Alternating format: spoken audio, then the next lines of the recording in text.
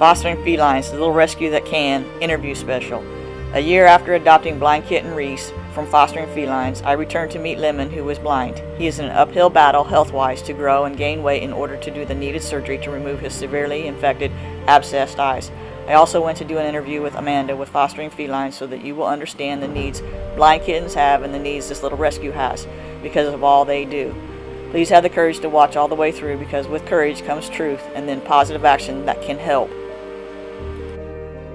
This is Lemon. He is 6 weeks old and incredibly small for his age. Oh my gosh. Hi, buddy. Oh, you are so little. Such a tiny little guy.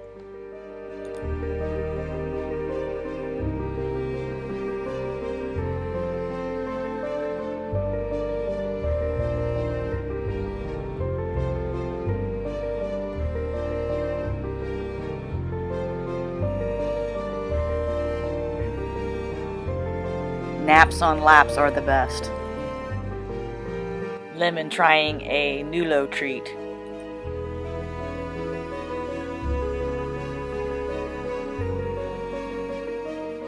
I brought gifts of various kinds of toys for the foster babies in honor of Rhys's birthday back in March. What is Fostering Felines Rescue all about? Well, we specialize in special needs, so little babies like this that need extra care. So this is little Lemon. He's gonna lose both of his eyes. What has caused this is an untreated eye infection that just got worse and worse and worse, and then finally his little eyeballs couldn't take it anymore. But we take in little guys like him and get them all better. Most of the time we try to get an eye, keep an eye so that they can see, but little babies like him sometimes have to lose both eyes, but they do great.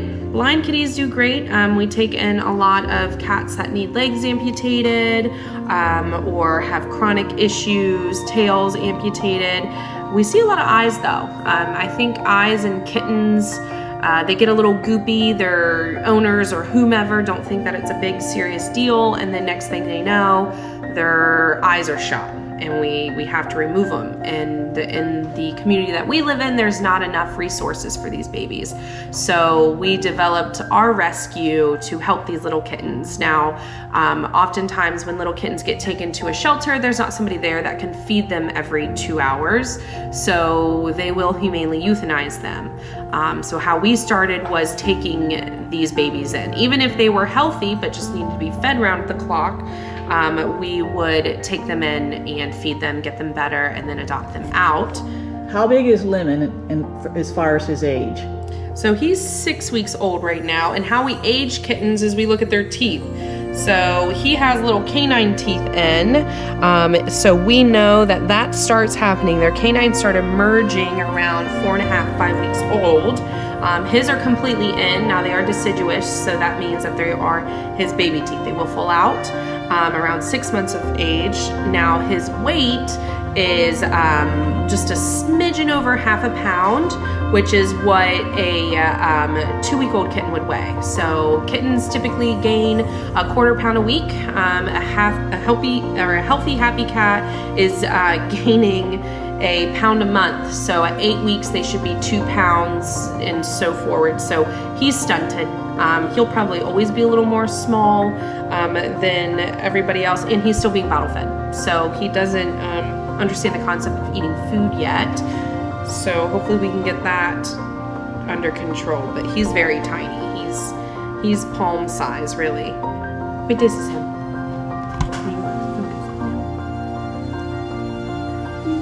You are so small. Can you explain what happens with the various viruses that get into their eyes? It goes into their respiratory and then it gets into their eyes, and when it gets to the point where it's damaged them so much that they have to have so we all know cats are prone to upper respiratory infections. Now the FERCP vaccine, that is a kitten vaccine, you can start as early as 6 weeks. Some shelters will start at 4 weeks. If they have a lot of kittens, they're going to protect their kittens starting at 4 weeks. Most owned kittens start at 8 weeks. In our rescue, we start at 6 weeks to prevent things like this. So the FERCP protects against the most common upper respiratory infection viruses that they can get that cause these things. Runny eyes, runny nose, the calicium virus, which is the C in the vaccine, protects against, they get ulcerations on their tongue, or sometimes they get limping calicium where their joints are inflamed in their legs, so then they limp on individual legs. And then it also protects against something called panleukopenia. That is, a lot of people like to compare it to canine parvo. I can see the connections to that. It is often fatal if left untreated, and even fatal oftentimes if treated. It's kind of like a 50% chance if you're giving them super great care, sub-Q fluids, antibiotics, heavy monitoring. The biggest thing is because they start vomiting and they start getting diarrhea really bad. So you gotta stop those things.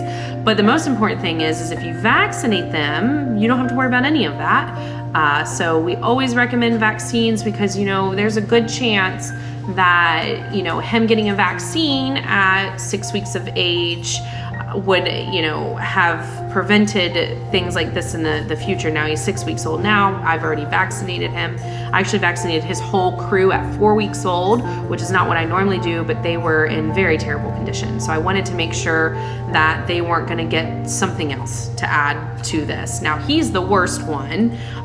The other ones just had regular upper respiratory infections. Their eyes all got better. Their eyes were really bad, but they are all gonna keep their eyes except for this little baby. I think that he just wasn't strong enough to keep up, chase mom around, and you know, his siblings much bigger than him. They're more accurate weight.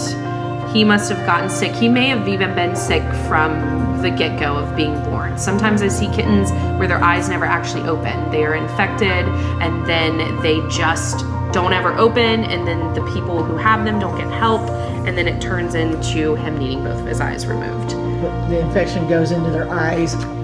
Yes, and then it will abscess. So once it's untreated, typically their eyes will seal shut, and then they just fill with pus and just infection, and it goes and goes and goes until it's so big and infected and inflamed that there's nowhere else for that pressure to go but out, and then it ruptures.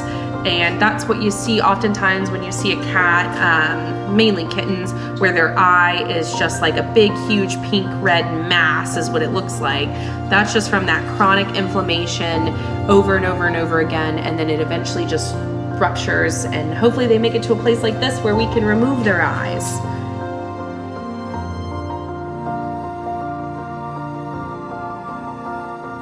Cats eat based on smell. So if their nose is clogged, they have an upper respiratory infection, they're less likely to eat because they can't smell it. So oftentimes when I get sick babies in, if they're not wanting to take the bottle, then I'll just tube feed him, which I've done with him a few times. Or you warm up the food, which makes it more stinky so that it's strong enough that maybe they can smell it.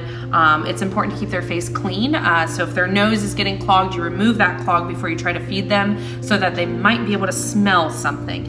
Now, little Lemon here, he is battling an upper respiratory infection. It actually has been since I got him, and probably won't stop until after we remove his eyes. And at that point, he'll probably be able to smell a whole lot better. And then he'll probably start eating on his own. He knows the bottle. He knows the bottle based on my voice. He expects the bottle whenever I come in and it's feeding time. So he'll follow me around. He knows my footsteps. And he gets it confused with no one else's footsteps. So basically the infected eyes just keep reinfecting the rest of his body. So he's got infections in his eyes, which we have him on antibiotics, but the only way to actually get rid of that infection is to take the eyes out. Yeah. So he's too small to do that safely since it's not an emergency. Now, if it became an emergency, we would just hold our breath, sedate him, and hope for the best, but it's not worth right now risking his life because there's nothing emergent about his eyes. They're not seeming to bother him. We are putting pain drops in his eyes once a day.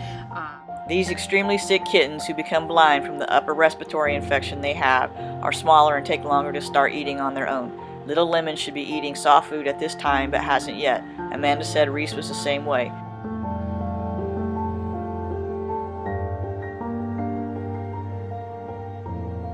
After this video was pieced together, in less than 48 hours after visiting Lemon, I received a heartbreaking text, so here's the add-on. Lemon, you went into Fostering Felines care after a rough start in life which was so unfair.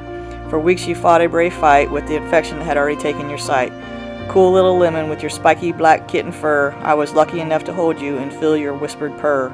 I rubbed your delicate tiny bear-like paws which had such visible long white claws.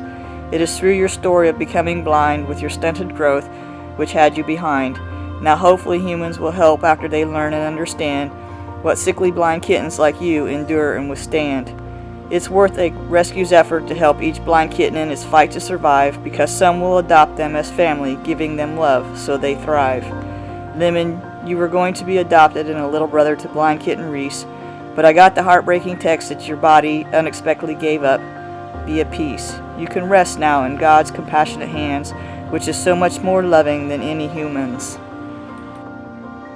Please donate to Fostering Felines at the link in the description, or donate to your local rescue or humane society to help special needs kittens like Lemon and Rhys.